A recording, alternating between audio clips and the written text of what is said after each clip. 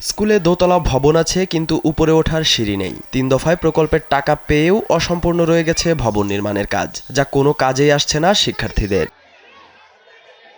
রাজবাড়ীর বালিয়াকান্দি উপজেলার তালতলা সপ্তপল্লী উচ্চ বিদ্যালয়ের দ্বিতল ভবনের চিত্র এটি, যেখানে শুধু ভবনের গঠন দাঁড়িয়ে আছে, কিন্তু দেয়াল, দরজা, জানালা এবং সিঁড়ি কিছুই নেই। অথচ ৩ দফা কাজে ব্যয় হয়েছে ২৭ লাখ টাকা। শিক্ষার্থীদের অভিযোগ, ভবন নির্মাণ করা হলেও তাদের কোনো কাজে আসছে না।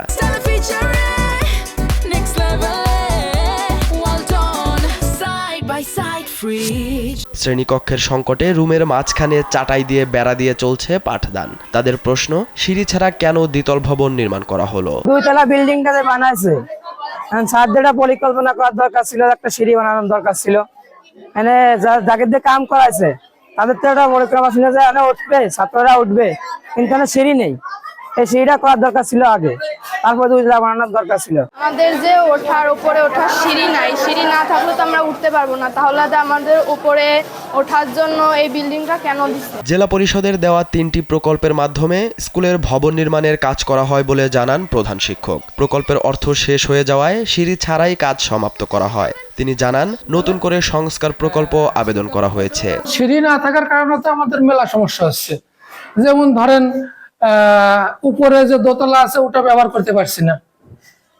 আমার ক্লাসরুমের সমস্যা আছে, ক্লাসরুমের বিরাট সমস্যা, কিন্তু তা সত্ত্বেও আমি তো উপরে ব্যবহার করতে পারছি না।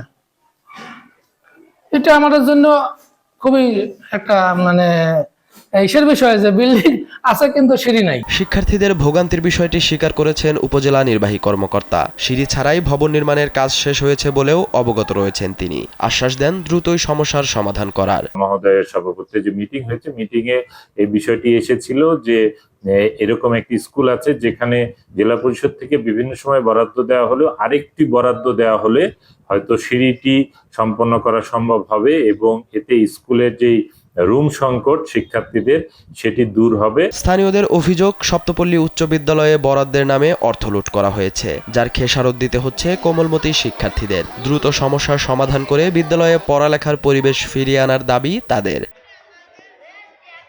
সালাউদ্দিন সাজু, কালবেলা।